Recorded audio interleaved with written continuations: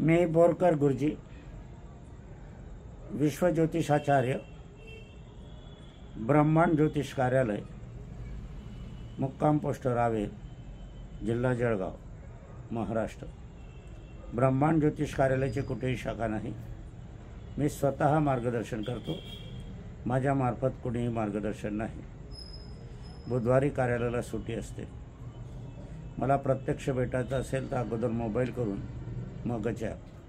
बुधवारी मात्र अवकाश असतो आणि दौरे पण असतात, त्यामुळे मोबाईल करून येणं अगदी श्रेयस्कर आहे। नाहीतर आपण याल आणि मी दौऱ्यावर असेल। माझा दौरा एका दिवसाचाही असतो आणि 8, 10, 15 दिवसाचा पण असतो।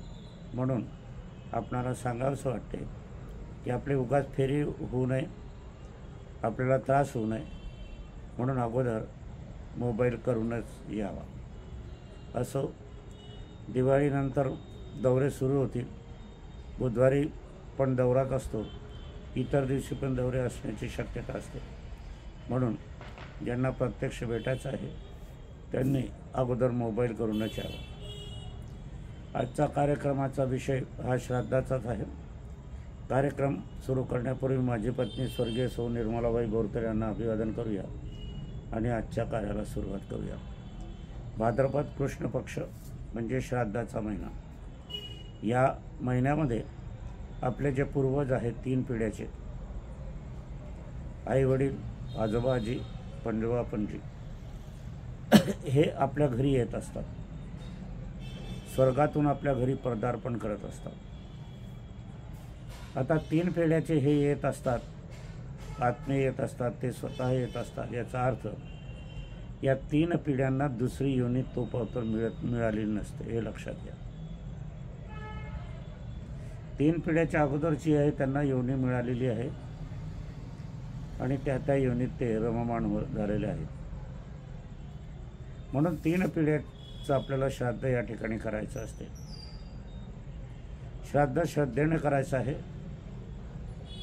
आणि आपल्याला करणं हे कंपल्सरी आहे, आज्ञा आहे। केलं तर उत्तम, नाही केलं तर पापत्व भोग आपल्या नशिबी येणार। कारण हे आपण श्राद्ध करतो ते आपल्या पूर्वजांसाठीच करतो। आपल्याला जो अंश आहे आपल्या शरीरामध्ये तो आपल्या पूर्वजांचाच आहे। अंश नसून संपूर्ण शरीर हे पूर्वजांचं निर्मितीचं आहे। म्हणून त्याची साधवणूक व्हावी, दोघांचं मिलन व्हावं, चार्जिंग व्हावी जीवन आयुष्याची, म्हणून श्राद्ध करायचं आहे।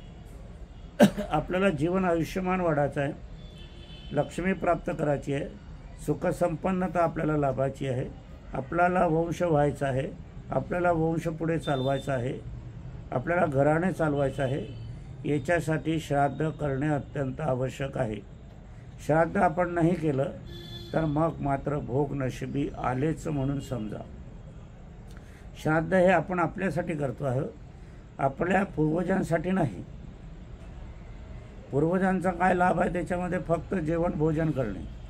तुम्ही भोजन जेवण नाही केलं तर ते उपाशी नाही राहणार, त्यांची स्वर्गात सोय आहेच। परंतु तुम्ही मात्र उपाशी राहाल, सुखापासून उपाशी राहाल, पैशापासून उपाशी राहाल, आरोग्यापासून उपाशी राहाल, मानसिकतेपासून उपाशी राहाल, जीवन आयुष्यापासून उपाशी राहाल। आता काय आपल्याला निवडायचं हे आपण ठरवायचं आहे। श्राद्ध श्रद्धेने करायचं आहे। श्राद्धाच्या वेळी सर्व पिढीने हजर राहायला पाहिजे। श्राद्ध 3 पिढीचे आहे।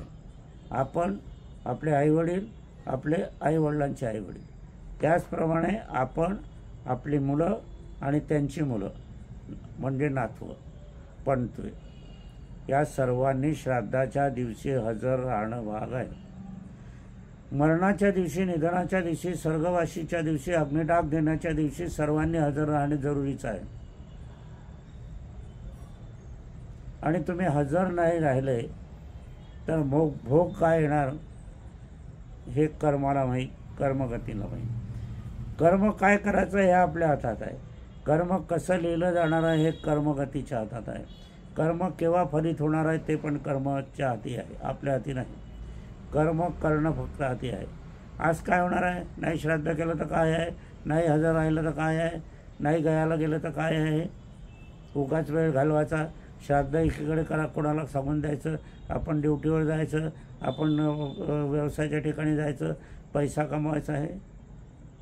हे सगळं तुमचं बाजूला राहील. जीवन आयुष्य आहे, सिर सलामत तो पगडी 50. आयुष्य नाहीसं होईल, नाही तर पीडित आयुष्याची वातावात होण्यास वेळ लागणार नाही. आपल्याला या बाबतीत जर अनुभव घ्यायचा असेल तर आपण सभोवतील घराण्याचा अनुभव घ्या. त्यांच्या पिढीमध्ये, एका पिढीमध्ये संपत्ती गेली आहे, अर्ध्या पिढीत संपत्ती गेली आहे, 2 पिढ्यात संपत्तीचा नाश झालेला आहे, वंशाचा नाश झालेला आहे, गटित रोगाची उत्पत्ती झालेली आहे, बदनामी झाली आहे, कोर्ट कचेरी झाली आहे, शिक्षा झाली आहे, आत्महत्या झाली आहे, फाशीची शिक्षा झालेली आहे, अनारोग्याची स्थिती आली.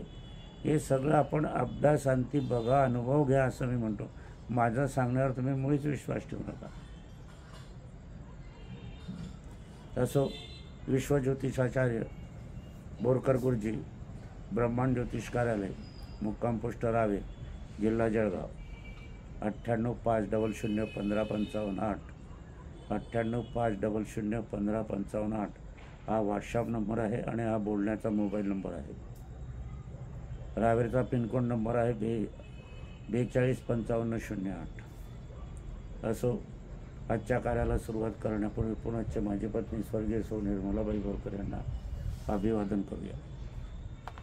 भारतीय हिंदू संस्कृतीत निधन झालेल्या व्यक्तीबाबत इतर सर्व धर्माच्या बाबतीत मर्तिक विधी सर्वाधिक आहेत. निधनाच्या वेळेपासून नित्य रोज 16 दिवस विधिमार्ग आपल्याला करावे लागते.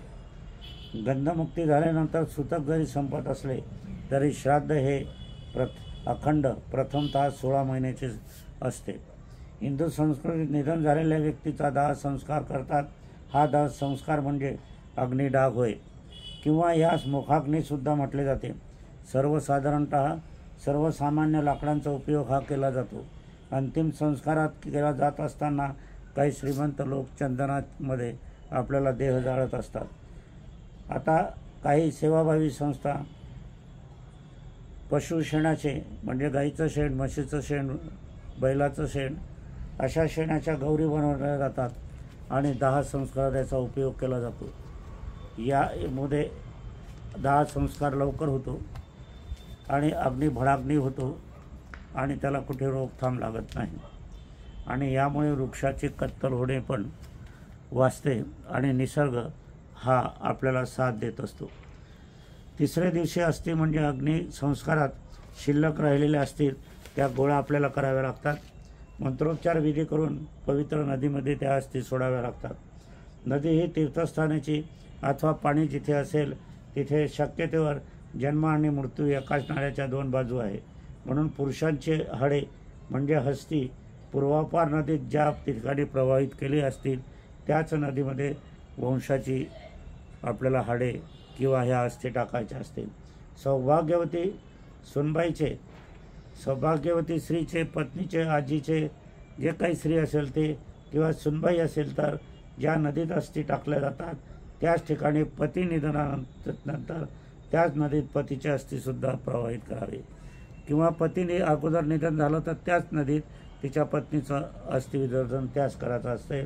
ती सौभाग्यवती गेली तर अगोदरच जाईल आणि विधवा योग असेल तर मात्र या ठिकाणी विधवा स्त्रीच्या अस्थी मात्र पतीच्या सोबत न जाता तिच्या आईवडिलांच्या अस्थी जिथे विसर्जित केल्या असतील तिथे करावे. कारण विधवा योग हा योग विपरस्त योग आहे. विधवा योग हा आईवडिलांच्याच ठिकाणी जाण्याचा योग आहे म्हणून विधवा स्त्रियांच्या जे काही अस्थी आहे तर तिचे जे आईवडील असतील आणि त्यांचं जर निधन झालेलं असेल किंवा त्या पूर्वापारपर्यंत त्याच घराण्यातल्या अस्थि विसर्जन ज्या नदीमध्ये केलं असेल त्याच ठिकाणी करावं. मात्र सौभाग्यवतीचे अस्थि हे पतीचे आईवडील, आजोबा आजी, पणजोबा पणजी किंवा त्या ठिकाणी करावं. आणि पती मागाहून निधन झालं तर पत्नीच्या अस्थी ज्या नदीपात्रात गळले त्या ठिकाणी पतीच्या अस्थीचं विसर्जन करावं. आणि सासर माहेरच्या मंडळीच्या अस्थि विसर्जन करणे एकाच नदीत केले सासन माहेरचे पारंपरिक बंधन या ठिकाणी आपल्याला लाभते असता. अग्निडाग आणि अग्नी संगण्याची सुरुवात कधी झाली तर अग्नी हा नारायण आहे, अग्नी हा विष्णू मानला जातो, अग्नी हा सूर्य आहे, अग्नी हा चंद्र आहे आणि सूर्यापासून चंद्र हा प्रकाश घेत असतो.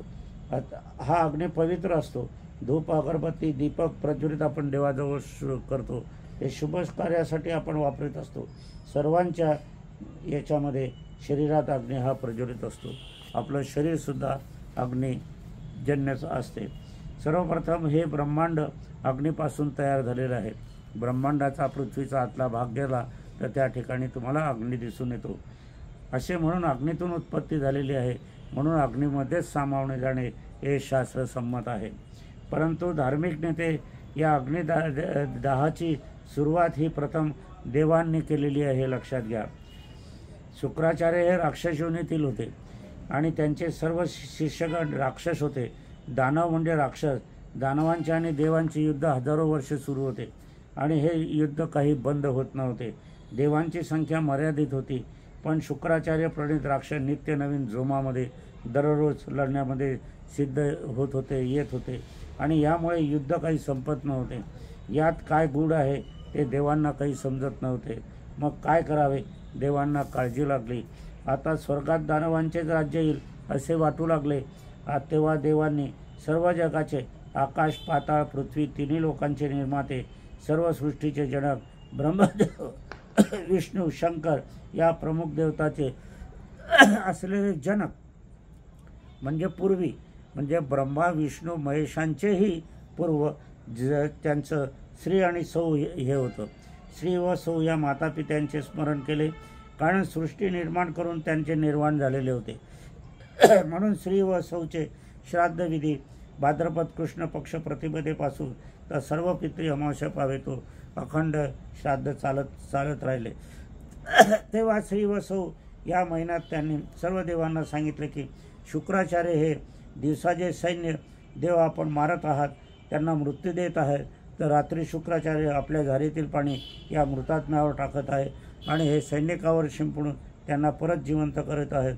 म्हणून देवांचे रात्रीच्या रात्री हे दानव पुनरपी सकाळी युद्ध करण्यास सिद्ध होत आहे. म्हणून त्यांना जीवात्म देण्याचं कार्य शुक्राचार्य करत आहेत. मारल्या गेलेल्या मृत्युमुखी पडलेल्या सर्व दानवांचे मग काय करायचं हा प्रश्न पडला. त्यावेळेला श्री व सौ यांनी श्राद्ध केलेले होते. त्यांनी सांगितलं की यांना अग्निडाग द्या. म्हणून या अग्नी त्यांना टाकून त्यांना जाळण्याची सुरुवात केली. मग दानवच शिल्लक राहिले नाही. मग ईश्वरांना विजय प्राप्त झाला. अशा या दानवांना अग्निडाग दिला. तेव्हापासून आपल्याला अग्नी देण्याची परंपरा सुरू झालेली आहे, ती आज तागायत आहे. प्रथमतः श्री व सौचे श्राद्ध देवांनी केले, त्या दिवसापासून श्राद्धाला पण सुरुवात झालेली आहे. दानवांना अग्निडाग दिला. मग तर आपण माणसे आहोत. मग आपण माणसे असताना आपल्याला आपण दानव नाही, मग मानवाला अग्निडाग का द्यावा असा प्रश्न उपस्थित मनामध्ये येतो. तर दानव हे आजही निधन झालेल्या व्यक्तींचे शरीरात शिरण्याचा प्रयत्न करत असतात. तो प्रयत्न होऊ नये म्हणून निधन झालेल्या व्यक्तींना अग्निडाग दिला जातो. दुसरी कथा अशी आहे की अग्निदेवांना म्हणाले, दानवांना सतत अग्निडाग दिला तर अग्नीचे सुद्धा पुण्यत्व समाप्त होईल. म्हणून पृथ्वीवरील समस्त मानवांना अग्नी दिला की अग्निदेवताचे पूर्णत्व कायम राहील. तिसरी कथा अशी आहे की दानवांना अग्नी देता देता दानवच संपले. मग अग्निदेवतांना भूक लागली. आता आम्हाला भूक लागली तर आम्ही कोणाला आता जाळणार आहोत, कोणाला मुखाग्नी देणार आहोत, कोणाला अग्नी देणार आहोत. तेव्हा आम्हाला खायला काहीतरी हवे आहे, अन्यथा आम्ही देवांना सुद्धा खाऊन टाकू अशा अग्नीने सांगितले. म्हणून त्यांनी सर्व भूक तहान समवण्यासाठी पृथ्वीवरील समस्त मानवांना अग्निदाग देण्याची प्रथा तेव्हापासून सुरू झालेली आहे, हे लक्षात घ्या. हिंदू संस्कृतीमध्ये सर्व महत्त्वाचे कार्य आपण बघणार आहोत, तर ते पुढच्या भागात बघूया. परंतु आपल्याला जी अग्निडागाची प्रथा केव्हापासून सुरू झाली याचं ज्ञानार्जन मी तुम्हाला केलेलं आहे. कारण की पुष्कळशा इतर लोक किंवा आपल्याला वंश हा विचारतो, त्यावेळेला आपल्याला याच्या प्रश्नाची उत्तरं देता आलं पाहिजे. म्हणूनच या कार्यक्रमाचं मी प्रयोजन केलेलं आहे। आणि ही जी आजची जी माहिती मी तुम्हाला दिली आहे ही माझी पत्नी स्वर्गीय सौ निर्मलाबाई बोरकर यांच्या लिखित स्वरूपात असलेल्या कागदपत्रावर मी तुम्हाला दिलेली आहे। एवढंच मला सहाय्य आज झालेलं आहे। असो याचं श्रेय माझी पत्नी स्वर्गीय सौ निर्मलाबाई बोरकर यांनाच आहे। आजच्या कार्याचं समापन करण्यापूर्वी माझी पत्नी स्वर्गीय सौ निर्मलाबाई बोरकर यांना अभिवादन करूया आणि आजच्या कार्याचं समापन करूया।